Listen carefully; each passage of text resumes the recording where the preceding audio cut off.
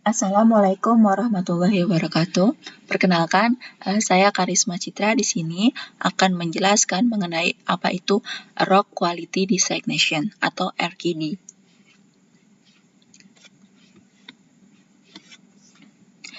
Objek yang akan kita bahas ini itu yang pertama adalah apa itu RQD, kemudian klasifikasi massa batuan berdasarkan RQD atau turunan dari klasifikasi RQD, kemudian ada keunggulan dan keterbatasannya, dan terakhir adalah praktik penggunaan dari klasifikasi RQD. Sebelum itu, kita harus tahu nih apa itu massa batuan. Nah, massa batuan sendiri itu adalah susunan blok dari material batuan yang dipisahkan oleh berbagai tipe ketidakmenerusan geologi. Nah, ketidakmenerusan geologi ini sendiri itu adalah suatu bidang yang memisahkan massa batuan menjadi bagian-bagian yang terpisah atau menjadi bagian-bagian kecil. Yang lebih bisa disederhanakan atau dipahami adalah rekahan atau patahan dalam batuan. Nah, tujuan dari klasifikasi massa batuan sendiri ini itu untuk mengelompokkan jenis massa batuan berdasarkan perilakunya sebagai dasar untuk memahami karakter dari masing-masing kelas, memberikan data kuantitatif untuk rancangan rekayasa batuan, dan sebagai dasar komunikasi di antara para perancang dan juga ahli rekayasa batuan. Klasifikasi massa batuan ini dikembangkan itu untuk mengatasi permasalahan yang sering timbul di lapangan secara cepat dan juga tepat. Namun, tidak ditunjukkan untuk mengganti studi analitik, observasi lapangan, pengukuran, dan engineering judgment dengan klasifikasi massa batuan ini. Disebabkan karena masih ada lebih banyak kekurangannya atau lebih banyak miss-nya. Selanjutnya, apa itu RQD? RQD atau Rock Quality Designation adalah suatu persentase dari bagian-bagian utuh dari inti batuan atau core. Nah, RQD sendiri ini digagas oleh Dear DKK 1967. Digunakan untuk mengetahui kemampuan suatu massa batuan dalam menahan beban konstruksi yang diberikan kepada batuan tersebut. Nah, Dear DKK ini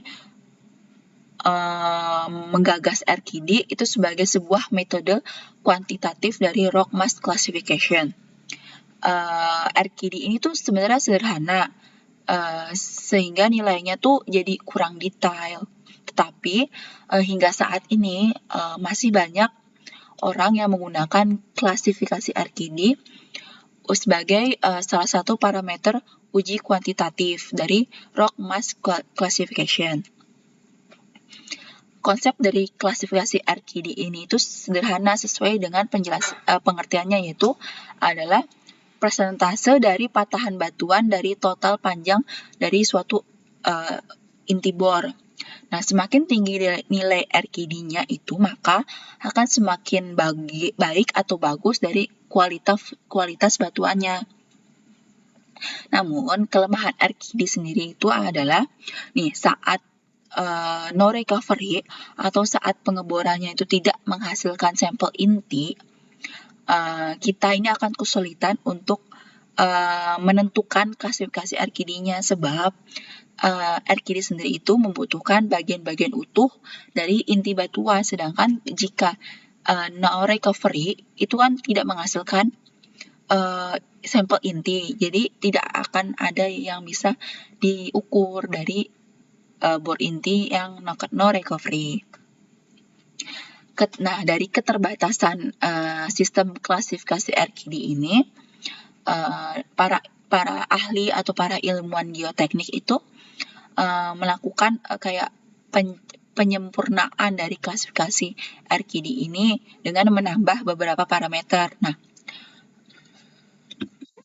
Nah, ada beberapa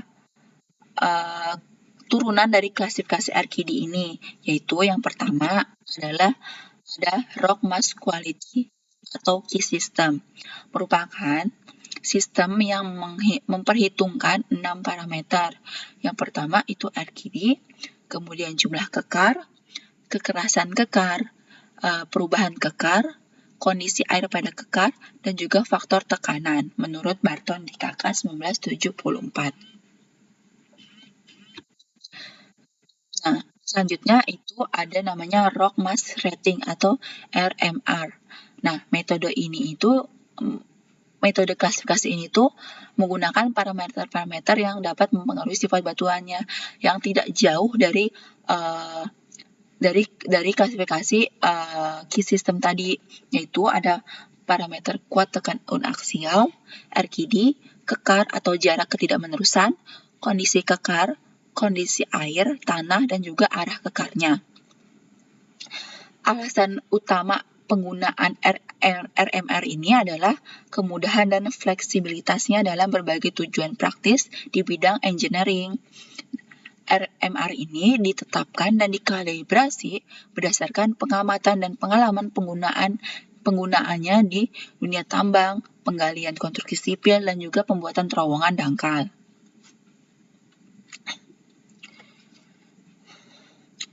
Nah, dari parameter-parameter RMR tadi itu menggambarkan kualitas batuan yang diujinya. Selanjutnya adalah RMI atau Rock Mass Index. Dikembangkan untuk keperluan konstruksi.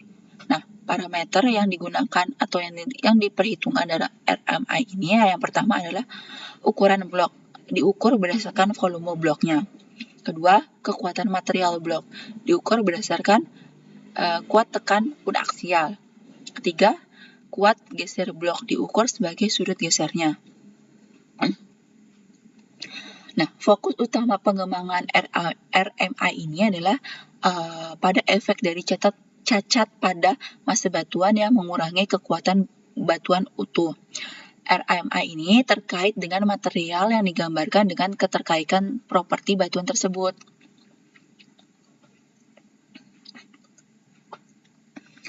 Selanjutnya adalah keunggulan dan keterbatasan dari turunan metode atau klasifikasi RMR, RKD. Keunggulan dan keterbatasannya. Yang pertama di keunggulannya.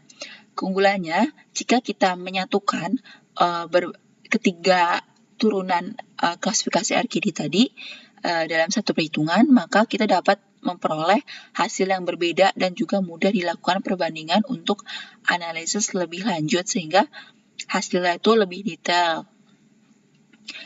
Sedangkan keterbatasannya itu terletak pada penggunaannya yang kurang bekerja atau kurang cocok pada daerah patahan, zona lemah, dan juga pada zona yang bergerak.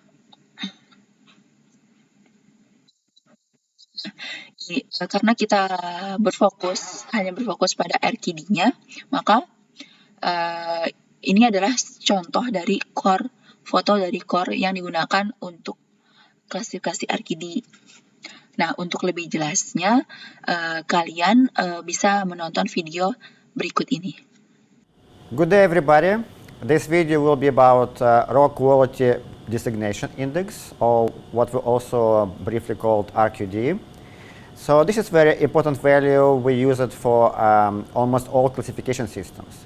I'm going to show you how we can calculate this RQD, and for that we'll just have a box with core samples, the one that you can see here, and you'll see there are different types of rocks. These black ones, very weathered, this is argillite, and we have this sandstone.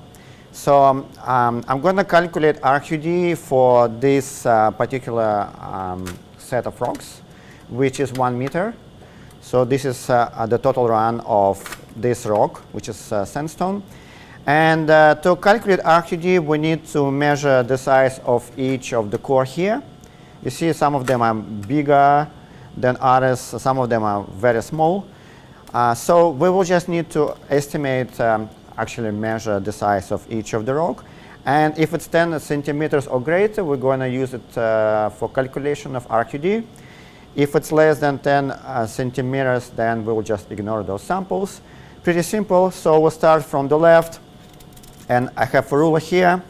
So this first piece, it's about 75 millimeters, so which is less than 10 centimeters. We're going to ignore it.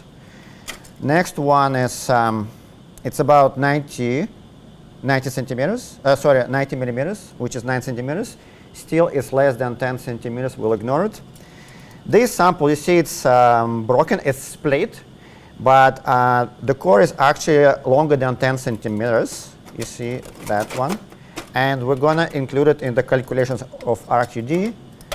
That will give us 190 millimeters, which is 19 centimeters, right?